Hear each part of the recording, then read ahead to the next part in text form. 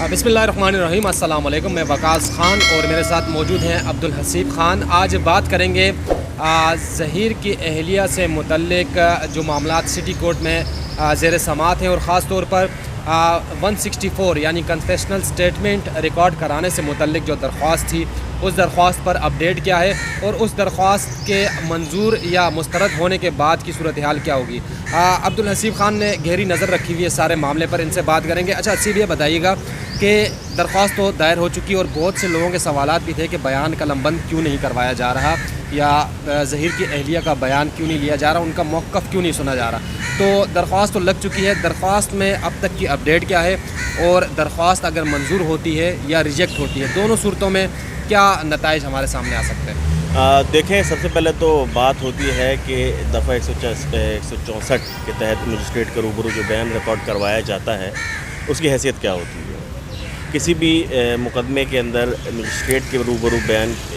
Record किया गया बयान जो है वो ख़ासी अहमियत का हामिल होता है। आम ज़बान में इसको जो है वो कन्फेशनल स्टेटमेंट कहा जाता है या इसको हम मजिस्ट्रेट के रूबरू बयान करने वाले को हम एतराफ़ी बयान भी हम कहते हैं। जो आम क्रिमिनल केसेस होते हैं उसमें तो इसकी हैसियत ये होती है कि जब कोई भी मुल्ज़िम मजिस्ट्रेट के रूबरू एतराफ़ जुर्म करता है तो उस मुकदमे में कि जब वो ट्रायल का फेज़ शुरू होता है तो उस मुकदमे में जो बयान रिकॉर्ड करने वाला मजिस्ट्रेट जो है वो ख़ुद गवाह के तौर पर पेश होता है और वो गवाही देता है कि इस मुल्ज़िम ने मेरे सामने ये एतराफ़ किया। जहाँ तक बात है इस केस के अंदर 164 करवाने का, तो जो सबसे पहला एतराज़ जो मुद्दई मुकदमा है उनके वकला की जानिब से किया गया वो ये किया गया कि चूँकि ज़हीर की अहलिया का जो 164 का बयान था वो लाहौर में हो चुका है। 26 अप्रैल को लाहौर के जुडिशल मजिस्ट्रेट तसव्वुर इकबाल साहब की अदालत में जो ज़हीर की अहलिया है उनका 164 का बयान रिकॉर्ड किया जा चुका है और वो रिकॉर्ड का हिस्सा है। जो इससे कबल भी हमने देखा कि पिछली समात में भी जब जो ज़हीर के वकला हैं उन्होंने ज़बानी तौर पर अदालत से इस्तदा की थी कि 164 का बयान रिकॉर्ड किया जाए, तो उस पर जो दीगर फ़रीक़ैन थे यानी जो मुद्दई के वकला हैं उन्होंने एतराज़ किया था। अब बाज़ाब्ता तौर पर दरख्वास्त हो गई है, दायर हो गई है, तो अब इसकी समात भी होगी, वकला अपने दलाइल भी देंगे। जो ज़हीर के वकला हैं वो ये चाहते हैं कि किसी तरीके से ज़हीर की अहलिया का बयान अदालत में कलमबंद हो जाए ताकि जो बाकी रह जाने वाले सेक्शंस हैं उनको भी जो है वो कमज़ोर किया जा सके। इस वक्त मुकदमे में जो है वो 4 सेक्शंस बाकी रह गए हैं जो पुलिस ने प्रोग्रेस रिपोर्ट जो जमा करवाई है। उसके बाद अब ये मुकदमा जो है वो उसमें सिर्फ अगवा की दफ़ा 363, illegal confinement 368, anti human trafficking के सेक्शन और Sindh child marriage restraint act के सेक्शन, इन 4 सेक्शंस के तहत अब ये मुकदमा जो है वो आगे चलेगा। तो अगर इस केस में ज़हीर की अहलिया का 164 का बयान कराची में भी हो जाता है तो ये स्टांस तो क्लियर हो जाएगा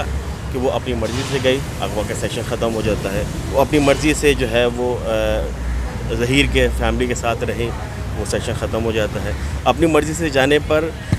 एंटी ह्यूमन ट्रैफिकिंग का सेक्शन भी ख़त्म हो जाता है। चौथा सेक्शन रह गया Sindh child marriage restraint act का, तो वो वैसे ही जो है वो नल एंड वाइड हो जाता है। इसकी वजह यह है कि जिस प्रेमिसेस में शादी हुई है वो वहाँ पर Sindh child marriage restraint act का इतलाक़ नहीं होगा। शादी पंजाब में हुई, पंजाब का कानून मुख्तलिफ है। तो इसी वजह से ज़हीर के जो वकला हैं उनकी कोशिश यही है कि किसी तरह से ज़हीर की अहलिया का 164 का बयान जो है वो दोबारा से कराची की अदालत में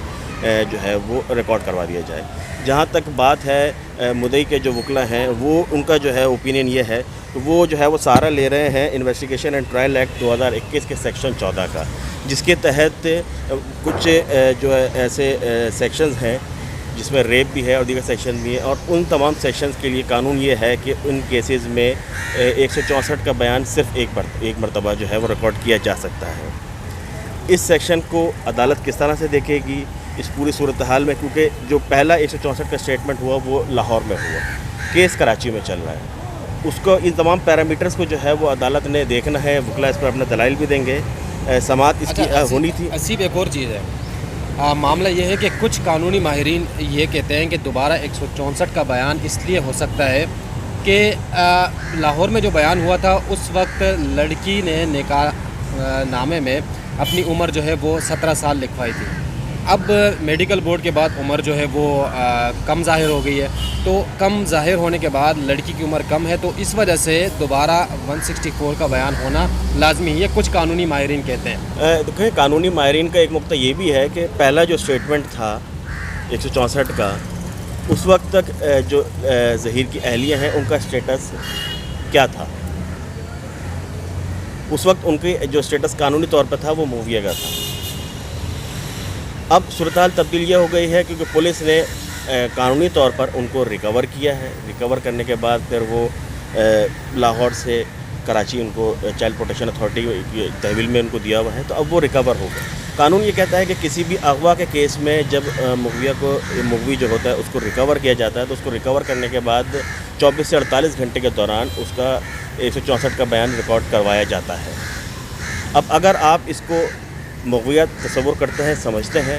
تو پھر اب صورتحال تبدیل ہو چکی ہے، اب وہ ریکور ہو چکی ہے تو ان کو 164 کیا جانا چاہیے۔ لیکن یہ سارے وہ معاملات ہیں جن کے اوپر وکلا دلائل دیں گے اور پھر عدالت نے فیصلہ کرنا ہے کہ 164 کا بیان ریکارڈ کرنا چاہیے، کیا جانا چاہیے، یا وہ درخواست مسترد ہوتی ہے۔ اچھا، ایک اور چیز، لوگوں کے سوالات ہیں، لوگ یہ بھی کہتے ہیں کہ اگر بیان ہو جاتا ہے مثال کے طور پر اور اس میں لڑکی ایک بار پھر کہہ دیتی ہے کہ میں تو اپنی مرضی سے گئی ہوں اور میں نے نکاح ایک شرعی طریقے سے ایک نکاح کیا ہے اور میں وہیں رہنا چاہتی ہوں اپنے شوہر کے ساتھ، تو جب یہ بیان آ جائے گا میری نظر میں تو میرے خیال سے ایک بار پھر مقدمے سے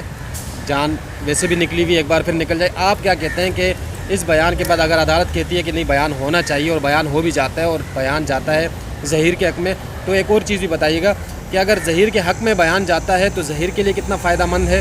اور اگر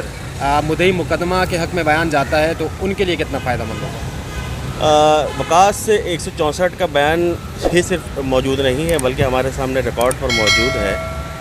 کہ 2 ہائی کورٹس ہیں۔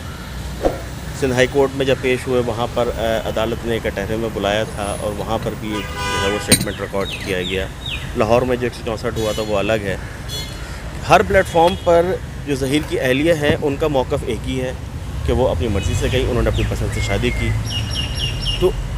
میرا نہیں خیال کہ اگر 164 یہاں کراچی میں بھی ہو جاتا ہے تو اس سے بہت زیادہ کچھ فرق پڑے گا، لیکن یہ ضرور ہے کہ ایک بہت گیپ ایک آیا ہے کہ جب وہ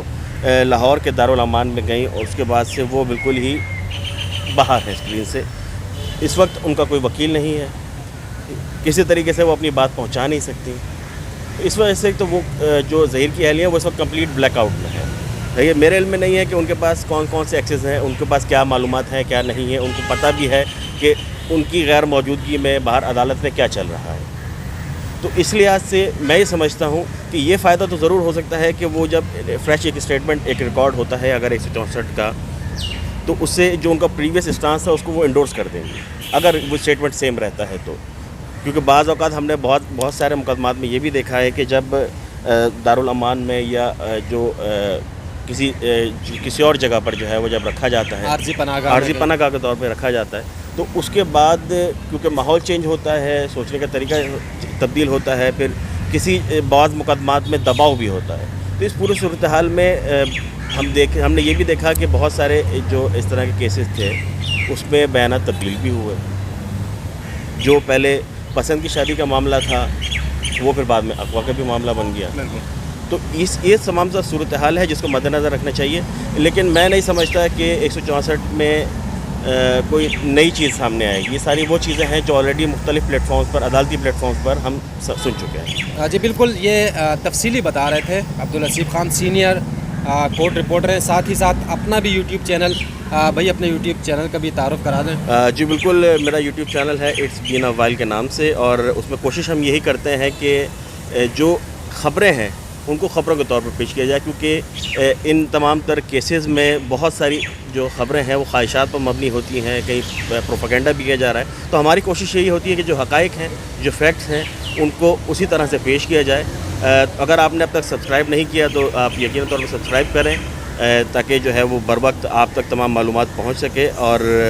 ہماری کوشش یہی ہے کہ ہم جو ہے وہ جس حد تک حقائق کو آپ کے سامنے پیش کر سکتے ہیں وہ کریں۔ جی بالکل، دیکھیں ہم ہیں صحافی، ہم موقع پر موجود ہوتے ہیں، ہمارے پاس ڈاکومنٹس ہوتے ہیں، وہ تمام تر چیزیں سامنے رکھ کر، ان کو مد نظر رکھ کر، ہماری کوئی خواہش نہیں ہوتی کہ ہماری خواہش اگر ایک طرف ایک فریق کو سپورٹ کر رہی ہے تو اس کے بیاف پہ ہم خبر دیں. ہم تمام تر ڈاکومنٹس کو اور عدالتوں میں جو کارروائی ہوتی ہے وہ تمام تر چیزیں سامنے رکھ کر آپ کے سامنے رکھیں گے, کیونکہ آپ لوگ گھروں میں موجود ہیں, آپ لوگ چاہ رہے ہیں کہ آپ کو معلومات ملیں, اتھینٹک انفارمیشن ملے. تو اتھینٹک انفارمیشن آپ تک تبھی پہنچ سکتی ہے جب وقوعے پر کوئی موجود ہو, اور وقوعے پر صحافی موجود ہوتا ہے تو ہم لوگ موجود ہوتے ہیں, اور ہمارے پاس جو بھی انفارمیشن آئیں گی وہ آپ کے سامنے رکھیں گے. اور جو بھی سوالات ہوں, عبدالحسیب خان کا بھی چینل ہے, اس پر بھی آپ